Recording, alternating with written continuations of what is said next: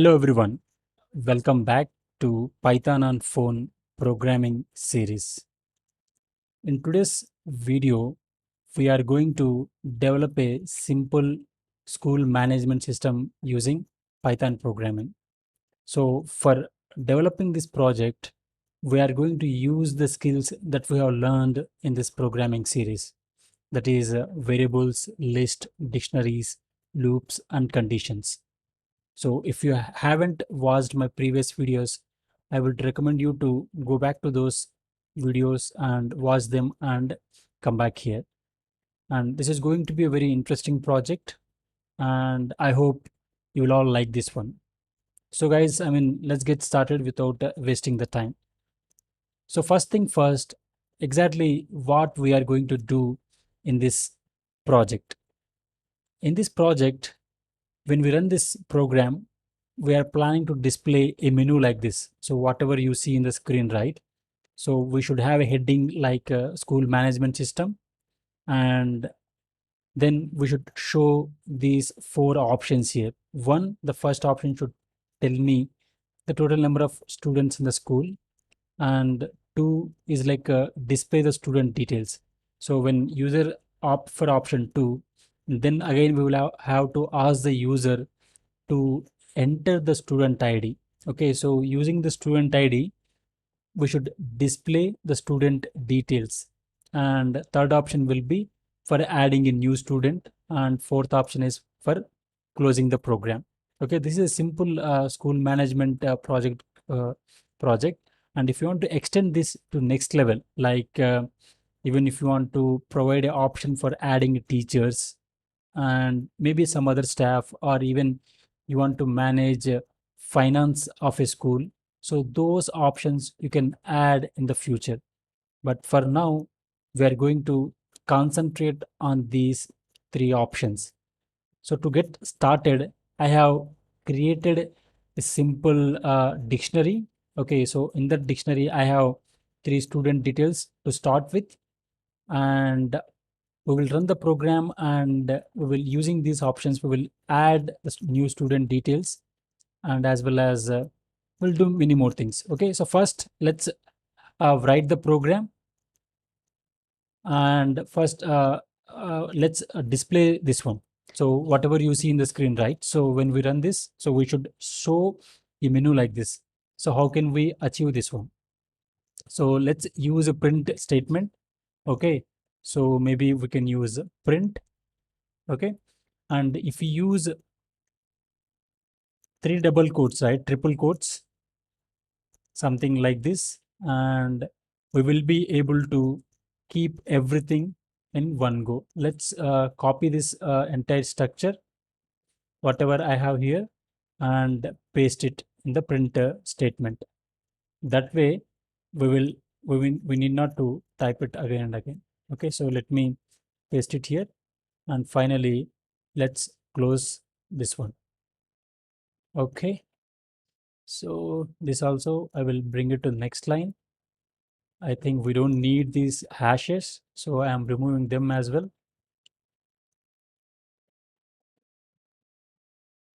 Okay, so one more time. Yeah, so hopefully our menu is ready, friends. Let me save the program and run this program to verify the output. Great. So now we are able to see the menu. Okay, so we are able to see the menu. Now we need to take the input from the user. So input will be entering one of these options like 1, 2, 3, 4. So whatever the option that user wanted to try. Okay, so for that, let me take a variable called choice. Okay, so this choice will be an integer type basically here. So maybe, yeah, let's take this one and finally convert that into integer type. Okay, and save the program. So let me take it to top. Okay, so now we have the option as well. Okay, so we have the input from the user as well. Now, based on the condition, okay, so based on the condition, we need to execute these operations and need to show the output to the user. Okay, so to achieve this one, so if the input is equal to 1, we need to show the total number of students in the class, right? Yeah, so for that, first thing first, let's define a student dictionary, and in that student dictionary we will store all the student details. Okay, to get started with this program, I have already uh, defined a dictionary. Okay, so I will paste it here. Let's see, something like this. Paste. Oh, sorry. I think just give me a second, guys. I'm just copying the student details. Yeah, now we got it. Yeah, you can see here. So I have total 3 students. Okay, so like this, and ID number, ID is the key, and the value will be these another dictionary. So in another dictionary, we have multiple like a student name, date of birth, and the class that is studying. Okay. So as I said, to get started with this program, okay, I just have 3 student details here. Okay. So that's cool. So let's move on. Okay. So let's move on. So as I said, if the year is 1, okay, we need to show the total number of students. So currently, how many students we have in our dictionary? We have 3. So if the user enter option 1, the output should be 3. But how can we do it programmatically? Okay, so for that, let us use conditions here. Okay, and if the choice is equal to 1, okay, if it is equal to 1, what we have to show? We have to print, let me use f string. Okay, so I will display like a total number of students. And here, instead of giving direct 3 value, a length of students, the dictionary that I have defined in the above. And let me close this one and finally close this as well. Okay, so now our first option is ready. Okay, if you want to verify that, let's do that by saving the program. And yeah, let's run this program. Yeah, see guys, it is waiting actually. You can see the cursor is there, right? So if I enter option 1, see, we got a total number of students is equal to 3. Great. Congratulations. We have completed the first option in our project. Now moving on, now we need to support. I think we are not able to see everything in the one screen, right? So let me reduce the font size. Okay, so that we can have more space. See how it looks now. Yeah, this looks a little better, okay, than earlier. But anyhow, so now we need to add another condition here. So I have a if, right? So I will add else if now. Else if the choice is equal to 2, then I will try to display the student details. Okay, how we can do that? Let's see that, guys. And yeah, come back here. So I will use else if choice is equal to 2, I will have to do some operation to get the student details. Okay, I will do it in a minute, but for now I will just add a print statement here like this. Let me use single quotes only. Student details. So it is like a just dummy data I'm using for the time being. Okay, so yeah, another else if the choice is equal to 3, then we have to perform add student, right? So like add student, we will do that as well. Be with me. And finally else. Okay, if it is else, then we just simply say thank you. Okay, so let's print. Okay, let's print thanks for using our project or our program, whatever it is, okay? Whatever the message that you want to show in the thank you section. Okay, so this is how it is, guys. So our options are ready with our conditions as well. Now save the program and let's rerun this one. Okay, now see here. Now we have the four options here. Let me try with two. So when I say two, yeah, I'm correctly getting student details section. Okay, so yeah, of course, we need to do that operation. We will do it in a bit. But if you notice, right, as a program is running only one time and then it is closing it. Okay, so that is because we do not have this entire thing in the loop. Okay, so let's keep that in the loop so that this program will always run until we press option 4. When user press option 4, then the program has to close. So in that case, what we have to do is we have to keep this everything. Okay, we have to keep everything in the while loop. Okay, which is always true. And now we have a very big task here. So we need to move this everything. Okay, we need to move everything one level down in the loop. Okay, cool. I don't know if I am able to do it. Yeah, let's do this one. This also has to go one down loud. Yeah. Now save the program. And here in the else, we need to break it because, yeah, we need to break the program something like this because we want to stop the execution of the program, right? So that's why we need to break it there. So let me remove this line from here for the time being. I will add it soon, guys. But yeah, now the program is in the while loop. Ta-da, ta-da. Yeah, now run the program. Cool. So you can see here. So we have uh, four options. Let's try with the total number of students. Cool. We got a total number of students equal to 3. And if you notice, right, again, we got the menu. So unless we press 4, which is for exiting from the project, otherwise it will be keep on running. Okay, so let's try with option 2. See, we got student details section, and again it is waiting for the input. Now let's try with option 3. See, we are in the add student section, and finally let's try with 4. Okay, so that is the advantage of having a infinite loop, friends. See here, so I kept it everything in the while equal to true.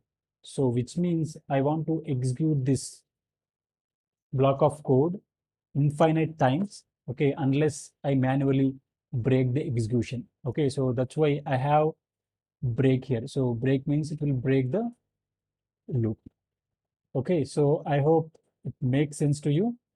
Now let's move on and implement this particular student details section. Okay, so how can we do it? So first thing first, before displaying the student details, we need to ask the user to enter the student ID. Okay, so exactly whose details he wanted to know.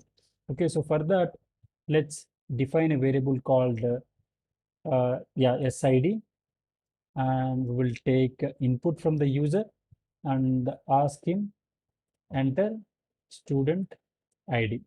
Okay, so now we will get the student ID. So when you get the student ID, it is very easy to get the student details from the dictionary.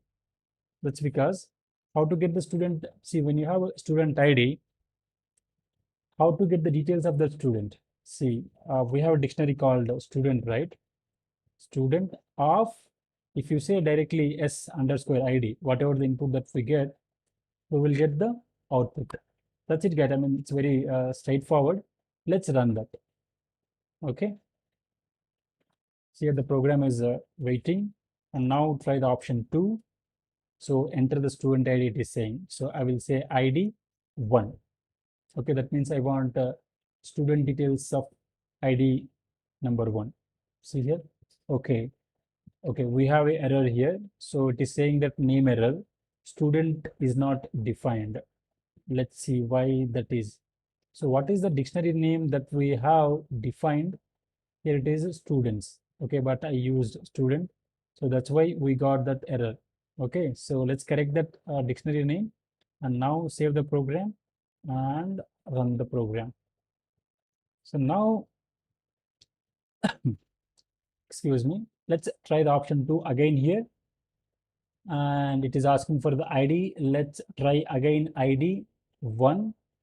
And now you see great, right? So we get to see the student details here, student details, and it is printing in the dictionary format only, name, John, date of birth, and something like this. So let's modify this one to display it properly, like student details as a heading, and in the bottom, name, colon, John, date of birth or DOB, and the value. And properly, we will try to display those values here. Okay, so let's try that, how we can achieve this one. So what I will do is, I will remove this one. I will just have student details as a heading. In the bottom, in the bottom, uh, I will have another variable called S student details. Okay, short form SD I'm using. Okay, since we are doing programming on mobile phone, so we do not have enough space, guys. So that's why I'm using very short variable names. But when we write the programs in the real world, we should use the proper variable name. I mean, the complete words like student details. So instead of using S underscore D, the proper variable name is student underscore details. Okay, so how do we get student details? So students dictionary, and from that student dictionary, I want the details of the ID that I got from the user. Okay, so now in the SD, I will be having that entire dictionary, which we have seen in the output earlier. So which is name and DOB and class. Okay, so now print it. Okay, so we will print like this. Again, I will use F string. So name, colon, here in the curly braces, I will use SID of, okay, in the double quotes, let's give name. Okay, and now close the curly braces here and close it.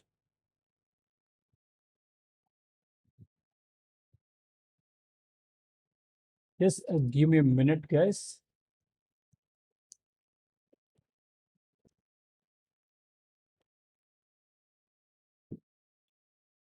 Yeah.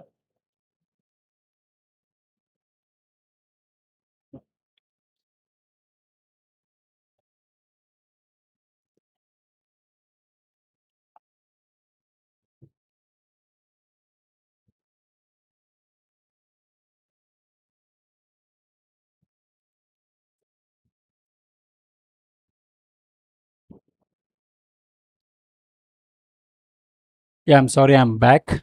And now let's print the date of birth as well of the student. Okay, using the same syntax, print. Okay, and I will again use F string only. So DOB and same colon S underscore D, and here DOB. Okay, sorry, I will use double quote here. Close it. This also close it. And finally single quote and this one. Okay, so when you are writing this program, so you try to add the class as well, but for now I'm just leaving it. Okay, so let me explain this one. Why I'm using double quotes over here.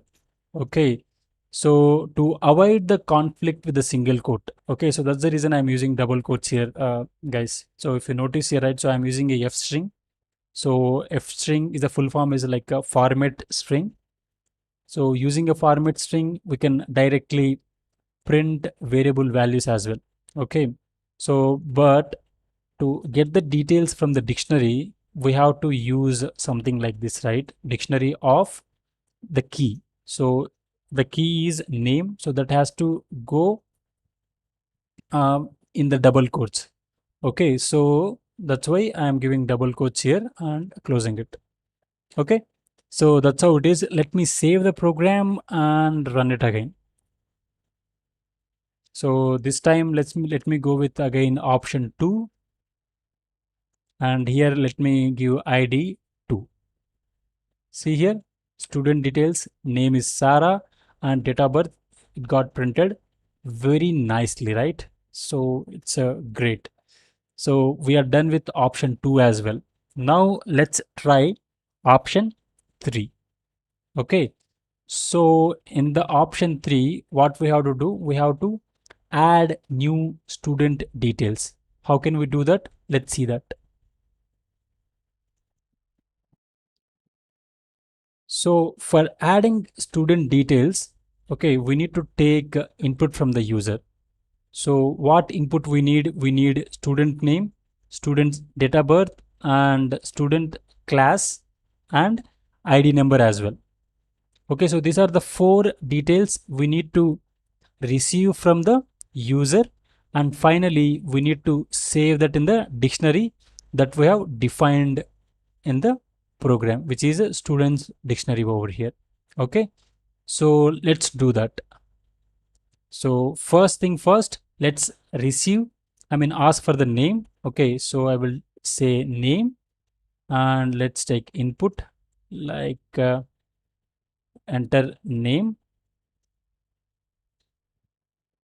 Okay, so we have a name, and let's take variable called dob, and here also we will ask the user to enter date of birth.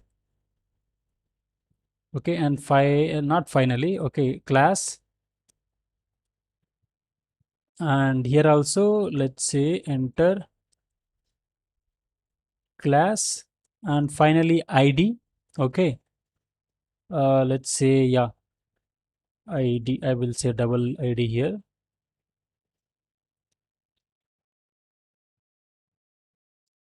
Generally, we should generate the ID number automatically from the program, but for that we need to learn other things as well. So those concepts are not covered in the class, right? So that's why I am not using that technique. But for the time being, let's take the student ID as well from the user. Okay, so finally, we need to save these details in the dictionary. Okay, so how do we do that? So I will say students, okay, of whatever the ID that user enters. So that will be the key for that entry. And after that, we will create a entry like this. Dictionary like this. So let me devob and let's say dob here, and finally class. Perfect. Okay, so that's it, guys. Let's save the program and run it now. Okay, so we have a problem here. Exactly. So we cannot name a variable as class because that's a keyword, right, in the Python. So let's rename this one to, yeah, class, maybe, yeah, class underscore 1, just for the time being. Okay, so let's correct this here as well. Class underscore 1. Save this program and run it now. Okay, so now it is waiting for the input from the user. Okay, so now first check how many students are there in the dictionary in our school. So we have total 3 students. Okay, now again we got the menu. Now let's add the student. Okay, so which is the option 3 here. Great. So I entered 3 here. And now it is asking for student name. So what is the name that you want to give? Let's give like Mohan. Okay, and yeah, and now it is asking for the date of birth. Okay, so let's give some random date of birth I'm giving, guys. So like 09 and 2011. Okay, So now enter, and now it is asking for ID number. Let's give ID as ID 4. Oh, class I give, sorry, I give ID 4. But anyhow, we can go ahead with this one. So I will enter ID as ID 4. That's it. The student has been added. But how to verify that? So let's print out the total number of students in the class now, and we will get to see the difference. See, when you enter 1, see, now we got total number of students as 4 here. So that's because we added a student. So that's why we got one extra student. So if you want to know the details of those students, so let's try that. So how can we get the student details? We have option 2 here. So let's try that.